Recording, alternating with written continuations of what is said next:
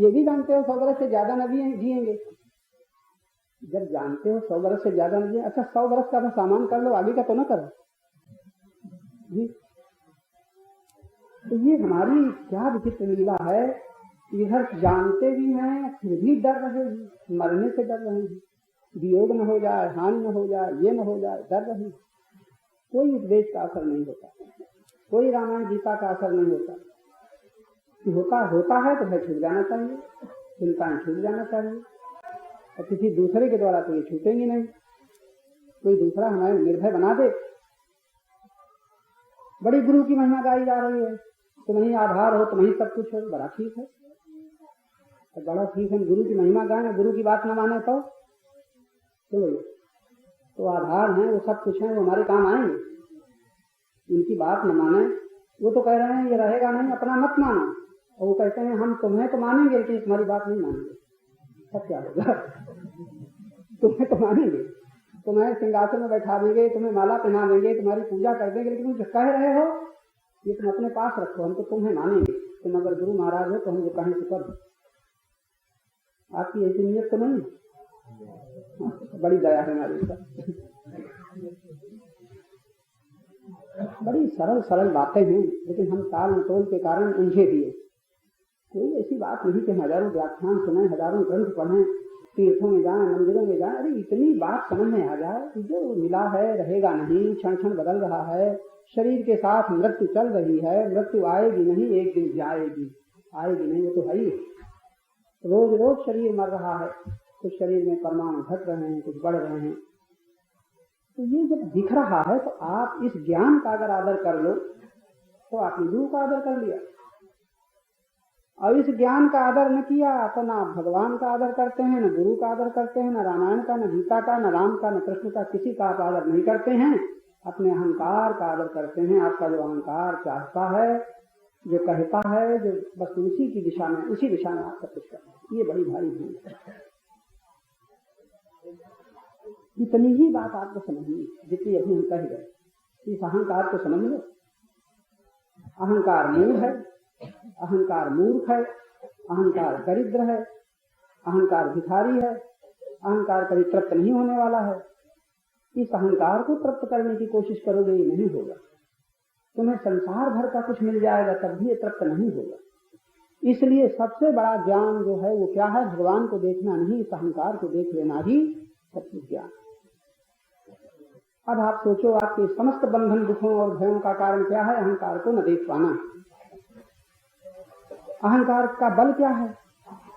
जो कौन सा बल है इसके पास जो इतना अकड़ रहा है कि किसी की नहीं सुन रहा है, अपनी ही धुन रहा है, मांगता ही चला जा रहा है। इससे कहो भाई बड़ी बात की चर्चा सुन लो, नहीं सुनता। कौन सा बल है इसके पास जो नहीं सुनता है?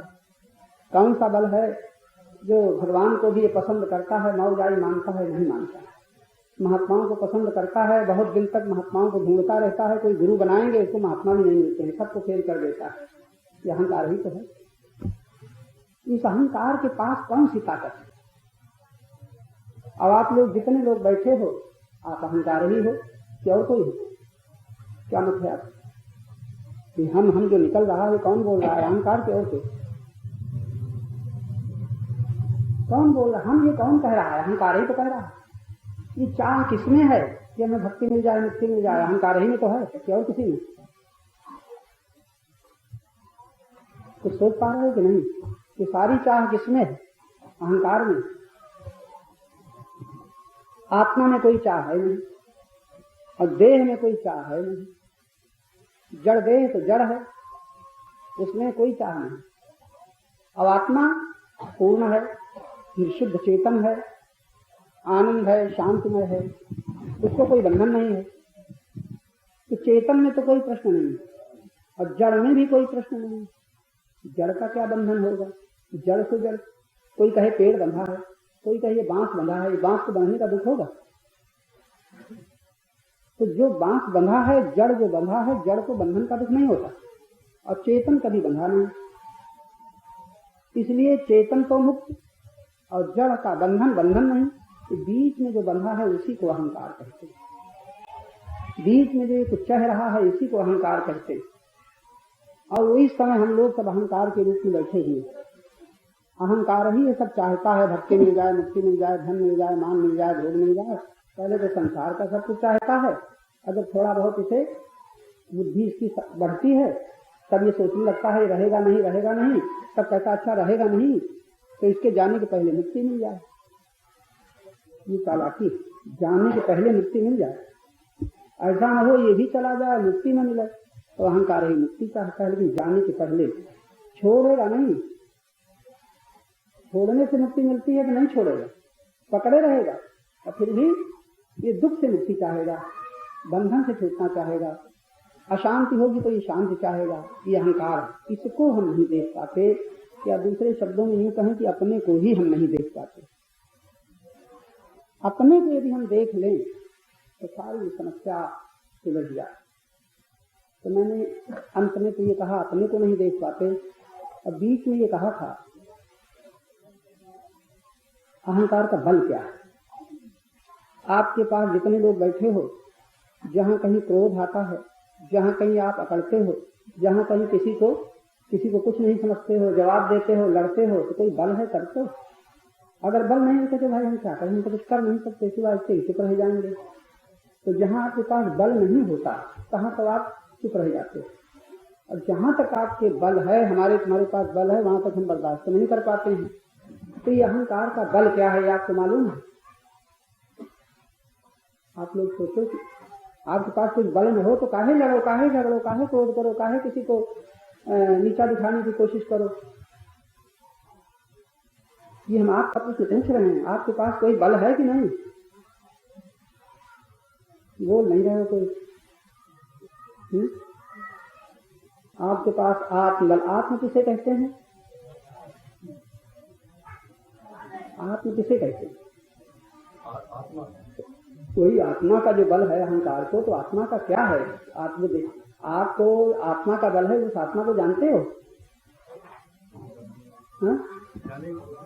अगर जानने की कोशिश करोगे तो इसका मतलब अभी नहीं जानते हो, कहते हो आत्मबल है, तो ये उत्तर आपका तो नहीं है।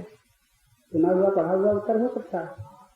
आपको जो बल दिखाई देता है, जब आपको क्रोध आता है तो आत्मा के बल पर क्रोध आता है, तब कि वैसा झूठा उत्तर क्यों देते हैं? सही उत्तर दे भाई। हमको तुमको जब क्रोध आता है तो ये कभी नहीं सोचते कि हमें आत्मा का बल है इसलिए हम क्रोध कर रहे हैं, और इसमें दूसरे में भी आत्मा का बल है इसलिए चोरी कर रहा है। कि कोई चोरी करता है, कोई दान देता है, तो दान देने वाला और चोरी करने वाला दोनों काम कर रहे हैं।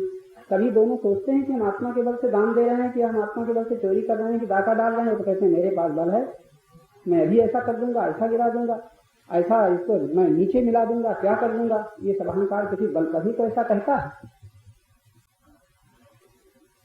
तो ये हम लोग नहीं सोच पाते। तो सबसे बड़ी भूल तो ये चल रही है कि हम शब्दों का प्रयोग करते हैं, लेकिन दर्शन निरीक्षण नहीं करते कि हमारे शब्द सचमुच क्या ही जाने हुए हैं कि केवल माने हुए। लेकिन ये बात बहुत समझने की है कि अगर आपके पास बल न हो तो आप दीन हो जाएंगे, आप अकड़ नहीं सकते, आप लड़ नहीं सकते, आप क्रोध नहीं कर सकते, आप किसी के सामने भिड़ नहीं सकते। तो क्या जाने कि हम किस बल पर भिड़ें, किस बल पर लड़ें। एक चींटी भी जब चढ़ती है तो काट खाती है। चींटी काटती है कि नहीं? काय काटती है? उसको भी गुस्सा आया, पहले तो ऐसे ही चढ़ गई कि काट क्यों खाया। तो उसके पास भी बल है कोई कि नहीं? अगर हाथी के पास बल है तो क्या चींटी के पास बल नहीं है? अगर करोड़पति आदमी के पास बल है तो क्या कंगाल के पास बल नहीं है? वो भी अकड़ जाता है कभी कभी। पत्थर चलते हैं कभी कभी भिखारियों में, मांगने वालों में। तो हर एक में जो ये अहंकार है, इसके पास कोई बल है। वो अहंकार देखते हैं हम ही सब लोग बैठे हुए हैं। सबसे बड़ी भूल जो चल रही है वो ये कि हम भगवान को सोचते हैं, मंदिरों में पूजाएं करते हैं, और इस अहंकार को या दूसरे शब्दों में अपने को जानने की कोशिश नहीं करते हैं। ये बहुत बड़ा अज्ञान। अज्ञान की अगर परिभाषा है तो क्या? अज्ञान के माने ये नहीं है कि हम गीता नहीं पढ़े इसलिए अज्ञानी। तो क्या गीता पढ़ने वाले ज्ञान में? जैसे तुम तैसे गीता पढ़ने वाले, जैसे तुम तैसे रामायण पढ़ने वाले। आप कल्पना न करें रामायण पढ़ते हैं भाई बड़े अच्छे, इनका ज्ञान है। तो ज्ञान है तो क्या हुआ? हमारे उस ज्ञान से क्या मतलब कि हमारे बंधन न मिटें, हमारी चिंताएं न मिटें, हमारे दुख न मिटें। ऐसे ज्ञान से क्या मतलब? तो जैसे रामायण न पढ़ने वाले कहीं ईर्ष्या, कहीं द्वेष, कहीं क्रोध, कहीं लोभ से ग्रसित हैं, रामायण न पढ़ने वाले वैसे रामायण पढ़ने वाले। जैसे गीता न पढ़ने वाले ऐसे गीता पढ़ने वाले भी, मंदिर में न जाने वाले ईर्ष्या द्वेष क्रोध लोभ मोह से बंधे हैं, तो क्या मंदिर में जाने वाले मुक्त हैं? क्या मतलब मत है आपका? मुक्त है, वैसे बंधे। तो ज्ञान का अर्थ तो ये नहीं कि हम मंदिर में जाते हैं इसलिए ज्ञानी है, धर्मात्मा है। जो मंदिर में नहीं जाता वो जो करतूतें करता है, थोड़ा फर्क है, मंदिर में जाने वाला भी यही करता है। इसलिए आप जरा सोचें कि जो कुछ हम कर रहे हैं हम अपने को नहीं जानते। अज्ञान की सरल परिभाषा क्या है? अपने को न जानना। यहाँ पढ़ने लिखने की बात कुछ नहीं। जो अपने को नहीं जानता मानता है वो ज्ञान में, जो अपने को जानता है वो ज्ञान में। अपने को जानता है, हम ये शब्द नहीं कह रहे कि वो ज्ञानी है, तो जहां हम ज्ञानी कहेंगे वहां फिर वो अहंकार ज्ञानी बनेगा। तो ज्ञानी है ऐसी बात नहीं, ज्ञान में है। जैसे हम प्रकाश में देख रहे हैं तो हम प्रकाश में हैं, और हम कहेंगे प्रकाश हमारा है तो बस ये अहंकार आ जाए। तो बिजली का बल्ब आप कह सकते हो हमारा, लेकिन आप सूर्य को के प्रकाश को कह सकते हो हमारा? अगर तुम कह सकते हो संसार का कौन प्राणी है जिसकी आंख खुली हो सूर्य के प्रकाश को, वो भी अपना कहेगा। पैसे ही अहंकार की परिभाषा क्या है? जहां मैं शब्द निकल रहा और मेरा शब्द निकल रहा, मैं हूं, यह है अहंकार, यह मेरा है, यह है अभिमान। जहां हमने मेरा कहा, कहा उससे हमारा संबंध जुड़ गया। छोटी से छोटी से वस्तु से लेकर के बड़ी से बड़ी वस्तु तक जहां मेरा शब्द निकलता है, इसको क्या कहते हैं? अभिमान। और जहां मैं हूं निकलता है, उसका नाम है अहंकार। ये मैं हूं जो कह रहा है, हम सभी लोग मैं हूं कहते हैं। तो प्रश्न ये है कि क्या हम अपने को जानते हैं? मैं हूं कहने के बाद अब आप कहो कि हम आत्मा हैं, कहोगे कोई? हम आत्मा हैं कि हम बैठे हैं सामने? आप देह का परिचय दोगे कि आत्मा का? जी, देह झूठी है कि सदा रहने वाली? तो झूठ के संग है कि सबका? अच्छा, देह का संग न करें आप, देह का संग न करें, इंद्रियों का संग न करें, मन का संग न करें, बुद्धि का संग न करें, सब संगों से अलग हो जाएं, तब आप बताएं कि आप क्या हैं? शून्य। जो कहता है मैं शून्य हूं, तो जड़ कहता है कि चेतन? जो चेतन कहता है कि मैं शून्य हूं, तो शून्य का मतलब मैं कुछ नहीं, यह कुछ नहीं है। जब यह कुछ नहीं है, यह का मतलब जो हमें दिख रहा है, यह का मतलब जो ये सब कुछ है जिसको मैं देखता हूं, ये। और जब मैं देखता हूं तो मैं जिसे देखता हूं वो तो है जड़, और मैं देखने वाला चेतन निकला कि जड़?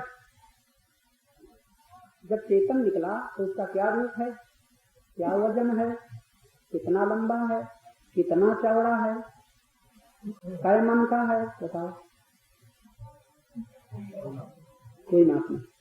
जिसकी कोई नाप नहीं, जिसका कोई वजन नहीं, जिसकी कोई लंबाई चौड़ाई नहीं, वो है चेतन। और वो आप हैं कि और कोई? आप हैं कि और कोई? अब नहीं हिम्मत पड़ती कहें कि मैं, और कोई है। तो आप कौन है फिर? आप अपना पता बताएं, आप कौन है? अगर वो चेतन हुआ और यह जड़ हुआ, तो जड़ चेतन के बीच में आप कौन हैं? फिर अटक गए। तब कह न दो कि मैं अहंकार हूं। जो न चेतन है न जड़ है, वही अहंकार है। इस अहंकार को जो जानेगा, इस अहंकार को जो जानेगा वो जड़ होगा। अहंकार को जो जान लेगा, जानने वाला, वो जड़ होगा। अब क्यों नहीं बोलते? जड़ होगा। अच्छा, अहंकार को जानने वाला जड़ न होगा तो फिर वो चेतन होगा कि और कोई होगा? तो अहंकार को जानने वाला चेतन। इस अहंकार को जब जान लिया जाता है, ये जाना जाता है अज्ञान में कि ज्ञान में? और अहंकार माना जाता है ज्ञान में कि अज्ञान में?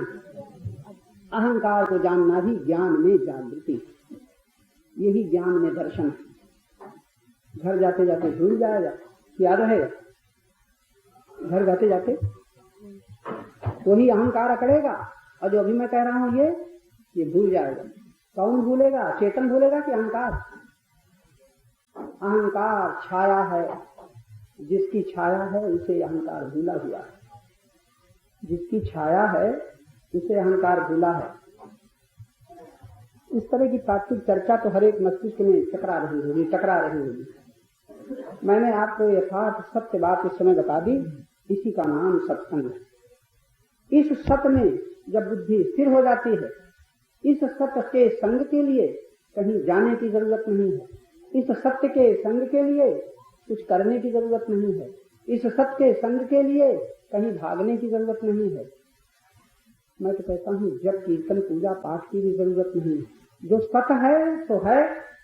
असत को जान लो, असत को देख लो। असत को देखते ही छोड़ने की भी जरूरत नहीं। असत को देखते ही पकड़ने की भी जरूरत नहीं है। असत को देखते ही, असत को कौन देखता है? असत देखता है कि सत्य? ये इसका नाम सत्संग है। आप लोग कहते हो फिर कब सत्संग मिलेगा? अब कहाँ सत्संग मिलेगा?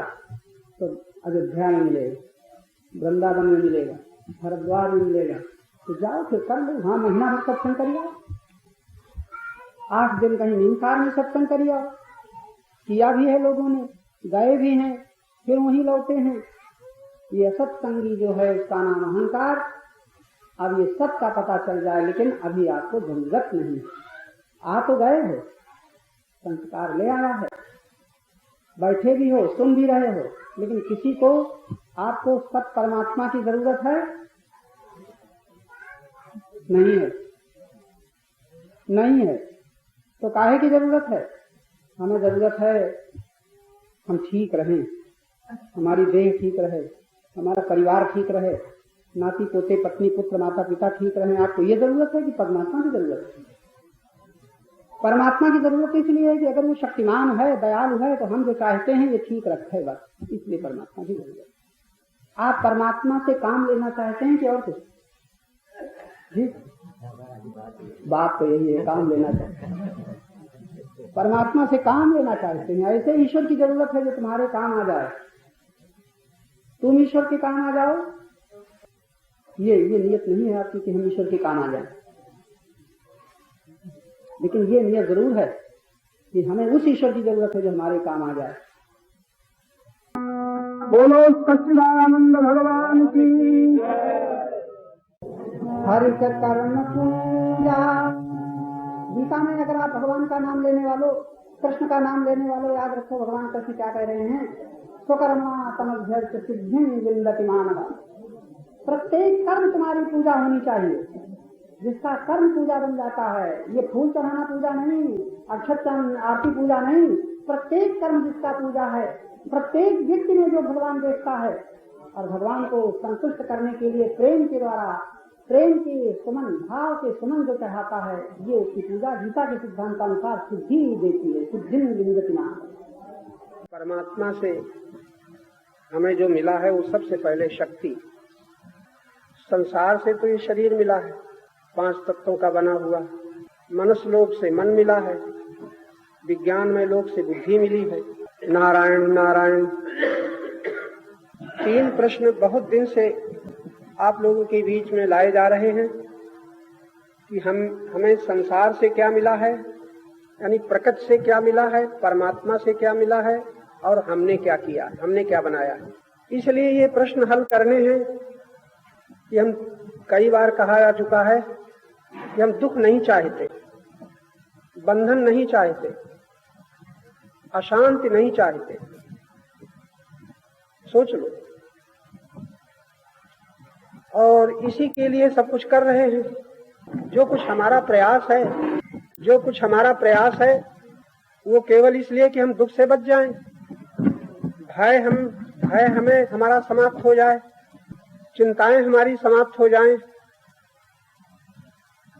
मुख्य प्रश्न यही है। तो बड़े छोटे छोटे वाक्य हैं ये। क्या सुना? भय न हो, निर्भय हो जाए। कैसे निर्भय हो सकेंगे? दुख न व्यापे, सदा आनंद बना रहे, कैसे ये संभव हो सकेगा? चिंताएं समाप्त हो जाएं, हम निश्चिंत हो जाएं। मुख्य बात इतनी है। और इतने ही के लिए हर एक प्राणी और प्रत्येक मनुष्य यही प्रयत्न कर रहा है। अभी तक हमने आपने सदा सुखी रहने के लिए प्रयत्न किया, निर्भय रहने के लिए प्रयत्न किया और निश्चिंत होने के लिए प्रयत्न किया। अब देखना है सफलता मिली तो नहीं मिली। सब कुछ करने के बाद भय बना ही है, चिंताएं बीच बीच में घेर लेती हैं, अशांत हो ही जाती है। हर एक व्यक्ति तो ये सुनने का सौभाग्य ही नहीं प्राप्त करेगा जो आप सुन रहे हैं। करोड़ों व्यक्ति नहीं सुनेंगे, आप सुन रहे हैं। सुनने के बाद भी जो एक बड़ी भारी भूल चल रही है वो भूल जाते हैं, विस्मृति हो जाती है। सबसे बड़ा दोष विस्मृति है और वो विस्मृति अज्ञान में चल रही है। अभी तक हम ये भी नहीं सोच पाए या ये भी प्रयत्न नहीं कर रहे हैं कि क्या क्या स्मरण रखना चाहिए।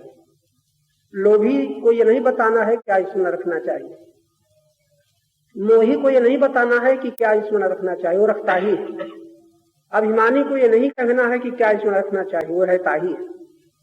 अपने अपने ढंग से हम लोगों ने जिसे अपना मान लिया है उसका स्मरण चलता रहता है।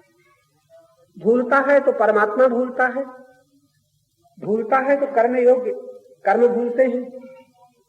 और एक जो सबसे बड़ी भूल चल रही है वो अपने स्वरूप की विस्मृति चल रही है।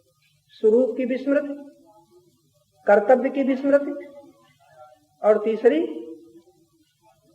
परमात्मा की विस्मृति। तीन ये विस्मृतियां चल रही। अब इनके लिए क्या करना है? बड़ा सरल उत्तर है इसका। परमात्मा की स्मृति के लिए क्या करना है, कहां जाना है? तो हमने अपने ढंग की चालाकियां की। परमात्मा के स्मरण के लिए फिर हमने मंदिर बनाए हैं, मंदिर में जाके भगवान की याद करेंगे। परिवार के लिए ये नहीं शर्त है कि जब किसी को देखेंगे तभी याद आएगी, पत्नी को देखेंगे, पिता को देखेंगे, पति को देखेंगे, माता पिता को देखेंगे तब याद आएगी, ऐसी शर्त नहीं है। लेकिन भगवान के लिए जब मंदिर जाएंगे तब याद आएगी। ये सब अज्ञान में हो रहा है। अब कहां से शुरू किया जाए कितना सरल रूप में? तो सरल रूप में अगर समझना चाहते हो तो एक बात याद रह गई, यदि अपने स्वरूप की स्मृति बनी रहे और जिससे सब कुछ मिला है उस परमात्मा की स्मृति बनी रहे और हमारे पास जो शक्ति है उसके द्वारा जो करना चाहिए उसी की स्मृति बनी रहे, तो बस हमारी भय, हमारी चिंता, हमारे दुख समाप्त हो सकते हैं। देखो तीन उत्तर है, भय भी, चिंता भी, दुख भी समाप्त हो सकते हैं। तीन इसकी स्मृति बनी रहे, परमात्मा की जो अविनाशी है, नित्य मिला ही हुआ है, जिसकी याद के लिए कहीं जाना नहीं है और याद रह जाए तो कुछ करना भी नहीं है। परमात्मा की याद के लिए कुछ करना भी नहीं है, परमात्मा के पाने के लिए कुछ करना भी नहीं है। संसार में कुछ पाना है तो जरूर करते रहना है और पाप से बचना है, पुण्य करते रहना। ये भी आप लोगों के लिए लाभ की बात। संसार में अगर मान चाहते हैं हम, अधिकार चाहते हैं हम, अधिकार, मान, सुख, संयोग, तो हमें पुण्य करने पड़ेंगे। अनुकूल सम्मान, अनुकूल अधिकार, अनुकूल संपत्ति, तो हमें पुण्य करने पड़ेंगे। पशु को पुण्य की जरूरत नहीं है, पशु को मान की जरूरत नहीं है, इसलिए उसको पुण्य की जरूरत है। पशु को धन की जरूरत नहीं है, इसलिए उसको पुण्य की भी जरूरत नहीं है। किसी पशु पक्षी को पदाधिकार की जरूरत नहीं है तो पुण्य की भी जरूरत नहीं। बड़ी विचित्र बात है। और सुख तो पशु पक्षी को भी मिले, अनुकूलता, भोग और भोजन और नींद, इसके लिए आपको पुण्य करने पड़ेंगे। हाँ, अवश्य ही पाप से थोड़ा बचना पड़ेगा, क्योंकि तभी पुण्य से तो नहीं, पुण्य से नींद नहीं आती, लेकिन पाप से नींद जरूर समाप्त हो जाती है। बड़ी विचित्र बात। पुण्य से नींद के लिए पुण्य करने की जरूरत नहीं है, लेकिन पाप से बचने की जरूरत है। भोग के लिए, अनुकूल इंद्रिय भोग के लिए पुण्य की जरूरत नहीं है, लेकिन पाप से, क्योंकि पाप बाधक होंगे तो फिर हम नेत्रों से जो देखना चाहिए देख न पाएंगे, जबान से स्वाद न ले पाएंगे। इंद्रियों के भोग देखो पुण्य से नहीं मिलते, वो तो पशुओं को भी सुलभ है।